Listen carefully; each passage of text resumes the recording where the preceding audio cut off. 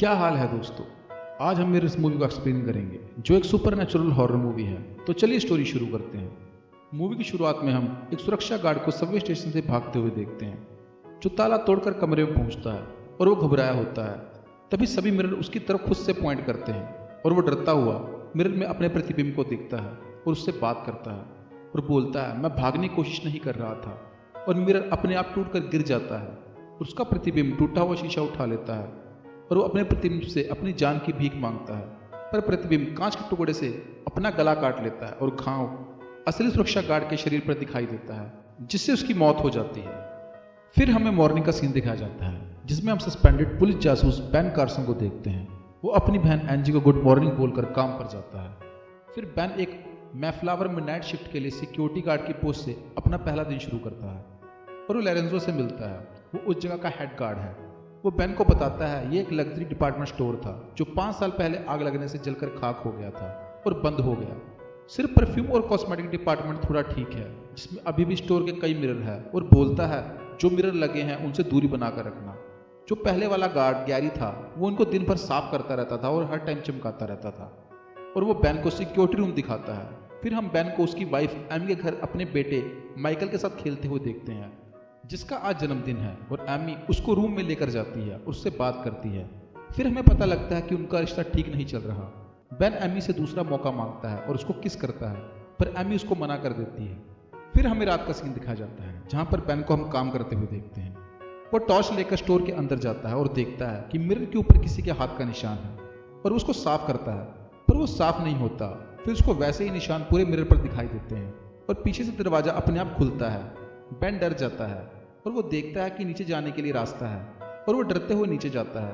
वहां पर उसको पानी की पाइप दिखती है और मिरर में हम जैसे ही देखते हैं वो दरवाजा अपने आप बंद हो जाता है। फिर हम मॉर्निंग का सीन देखते हैं जहां पर एंजी बेन को ज्यादा दवाई लेने से मना करती है। तब बेन बताता है कि ये नई जॉब के कारण है पर ये जॉब मैं छोड़ नहीं सकता। तब उसकी बहन बोलती है कोई डे शिफ्ट वाली जॉब कर लो और बाहर चली जाती है। जैसे ही बेन मिरर में पानी पीकर ऊपर की ओर देखता है तब उसका चेहरा अलग तरह से बिगड़ा होता है जिसको देखकर वो डर जाता है और नीचे गिर जाता है।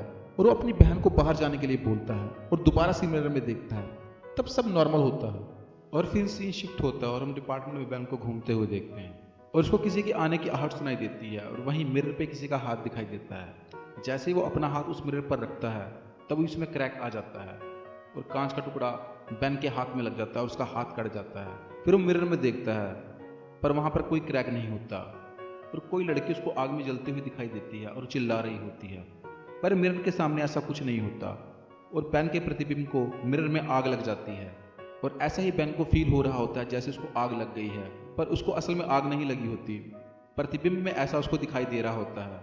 और थोड़ी देर बाद वो ठीक हो जाता है और वो अपने आप को मिरर में देखता है और उसके कपड़े जो जले हुए होते हैं। तब उसको पहले वाले गार्ड का पर्स मिलता है जो शुरू में मर गया था और वो वापस आकर पट्टी करता है और पर्स में सब कुछ देखता है।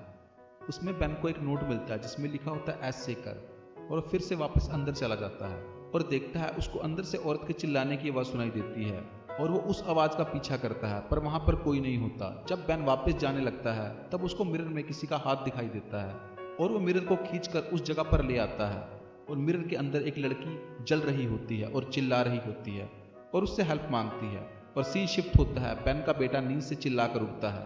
उसकी माँ उसको आराम से सुला देती है और एमी जब टीवी बंद करके सोती है तब वहीं जली हुई औरत टीवी पर नजर आती है।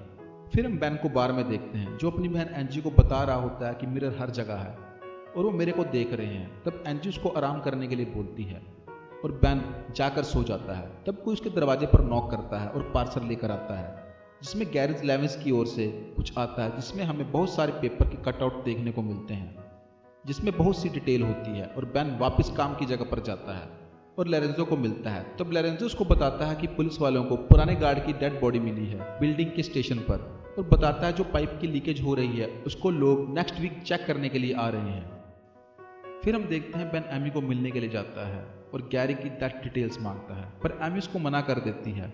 फिर उसको बताता है कि उसने मरने से पहले मेरे को पार्सल भेजा था जिसमें स्टोर के कुछ अजीब सी जानकारी है और वो मुझे कुछ बताना चाहता था। तो वहीं दूसरा डॉक्टर उसको बताता है कि उसने अपना गला काटा है वो भी मिरर के टुकड़े से। और तभी बेन को दिखता है कि गार्ड उसको बुला रहा है और वो डर जाता है और उसकी पूरी रिपोर्ट्स मांगता है। फिर एमी उसको रिपोर्ट्स दिखाती है जिसमें बैन को पता लगता है कि मिरर के सामने वाले टुकड़े में खून नहीं लगा, बस जो मिरर में दिख रहा है उसमें खून है।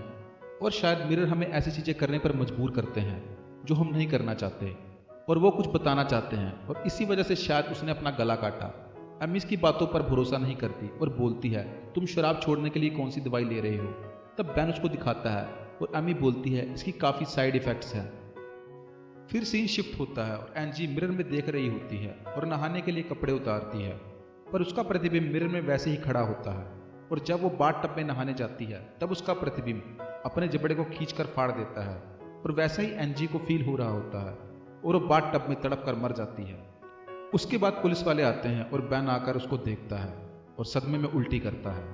फिर हमें रात का सीन दिखाया जाता है जहां पर बैन मिरर को तोड़ने की कोशिश करता है और वो टूट नहीं रहे होते। फिर बैन मिरर पर गोलियां चलाता है और मिरर अपने आप ठीक हो जाते हैं। तब बैन मिरर से पूछता है कि तुमको क्या चाहिए? तब मिरर पर मैसेज लिखा आता है, एस सेकर।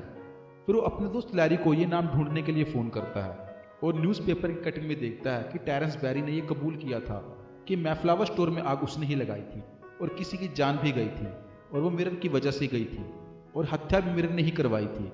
तब लैरी इसके बारे में उसको कुछ ढूंढने के लिए बोलता है।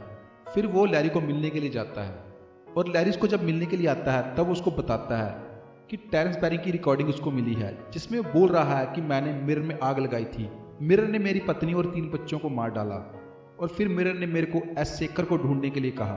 टेरेंस चिल्लाता है कि मैं इसके बारे में कुछ नहीं जानता कि एस सेकर कौन है। फिर सीन शिफ्ट होता है और बैन को हम एम के घर जाता देखते हैं। वो घर जाकर सभी मिरर्स निकालता है और एक मिरर को निकालकर पेंट कर रहा होता है। तब एमी आती है और उसको घर से जाने के लिए बोलती है क्योंकि उसके बच्चे डर रहे होते हैं। तब वो बोलता है कि मैं पेंट कर कर चला जाऊंगा। फिर बैन बंदूक निकालकर मिरर पर फायर करता है और उसको बताता है कि ये जुड़ जाएंगे, पर वो ऐसे जुड़ते नहीं। तब बैन वहां से चला जाता है और वो जब कार चलाकर जा रहा होता है तब उसको उसकी बहन एंजी दिखती है जिसकी वजह से वो अपने कार का कंट्रोल खो देता है। फिर उसको मिरर में देखकर कुछ विचार आता है और वो फिर से मेफ्लावर स्टोर के नीचे जाता है। फिर वो उस जगह की दीवार तोड़कर अंदर जाता है जिसमें मिरर से घिरी हुई एक कुर्सी होती है जिसे साइकोमेंटियम कहते हैं। फिर बैन मिरर में देखता है जिसमें से उसका प्रतिबिंब उसके ऊपर गोली चलाता है और बैन डर जाता है, जिससे उसको ये पता लगता है कि यहाँ पर पहले हॉस्पिटल हुआ करता था। फिर वो लैरी को फोन करता है और उस जगह के सारी रिपोर्ट्स मांगता है। फिर लैरी बैन को एना एस सेकर की मेडिकल रिकॉर्ड्स ला कर देता है और बोलता है ये पागल खाने के रूप में वहाँ एडमिट थी। उसके डॉक्टर थे केन और वो जब वो मरी वो 12 साल की थी। और 6 अक्टूबर 1952 में जब नर्सेस चेक करने के लिए राउंड पे गई तब उन्होंने देखा कि सब पेशेंट्स रात को हॉल में जमा हो गए हैं और सब ने एक दूसरे को मार दिया है। डॉक्टर ने मिरर को तोड़कर अपनी कलाई काट ली थी और लैरी वहाँ से चला जाता है और बैन अपने घर में वापस आकर फोटोज देखता है जिसमें उसको कुछ अजीब दिखता है। फिर वो एना की रिपोर्ट देखता है जिसमें लिखा होता है कि वो दिमागी तौर से बीमार थी और दूसरी रिपोर्ट में कुछ अलग लिखा होता है। वो हादसे से 2 दिन पहले हॉस्पिटल से डिस्चार्ज लेकर चली गई थी। और तभी मिरर की तरफ जाकर बैन उसको दिखाता है। तब मिरर इस बात को कंफर्म करता है कि हाँ ये वही है। फिर सीन चेंज होता है और हम एमी को उसके घर में देखते हैं। एमी अपने बेटे माइकल के प्रतिबिंब को उससे अलग तरीके से बिहेव करते हुए देखती है। वो उसको चलने के लिए बोलती है पर माइकल का प्रतिबिंब वही होता है। एमी बैन को बुलाती है जो तुरंत घर आता है और सभी मिरर पर कलर कर देता है।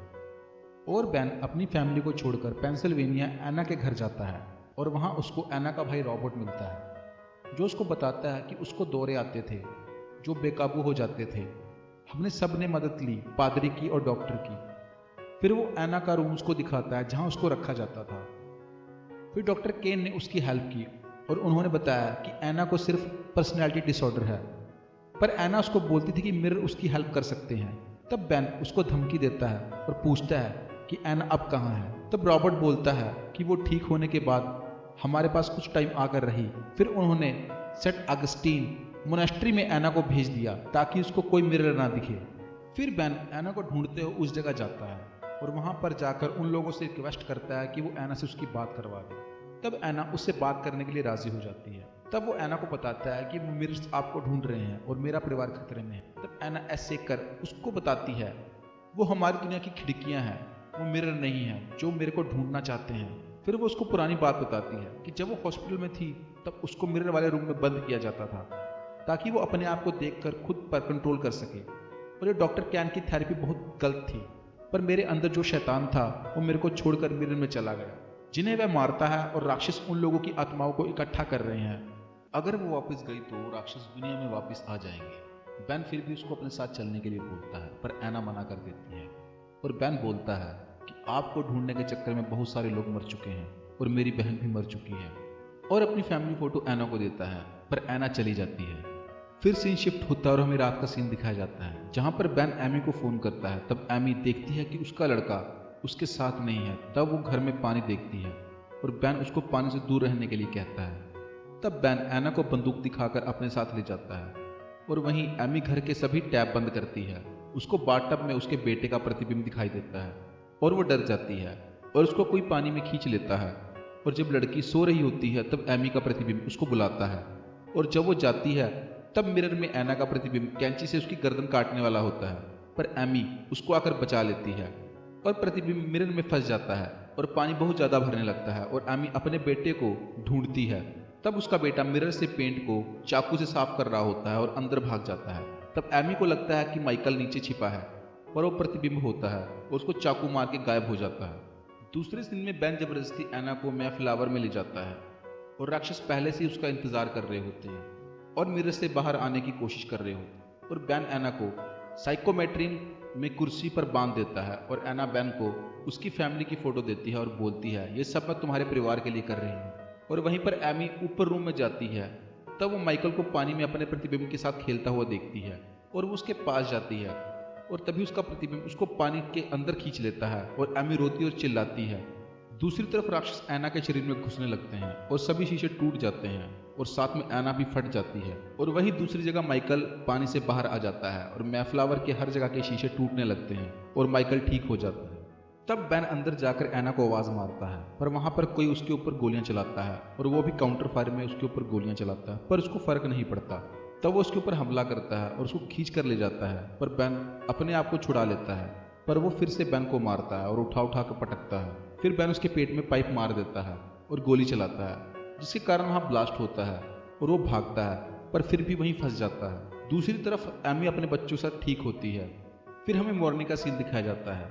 जब बेन स्टोर से बाहर आता है, वहां पर हम देखते हैं उसको कुछ सुनाई नहीं दे रहा और उसको सब कुछ मिरर इमेज में ही दिख रहा है, सब कुछ उल्टा। तब वो मिरर के ऊपर जाकर अपना हाथ रखता है। तब उसको पता लगता है कि वो स्टोर में ही मर गया था और मिरर की दुनिया में फंस गया है, और मूवी यहीं खत्म होती है।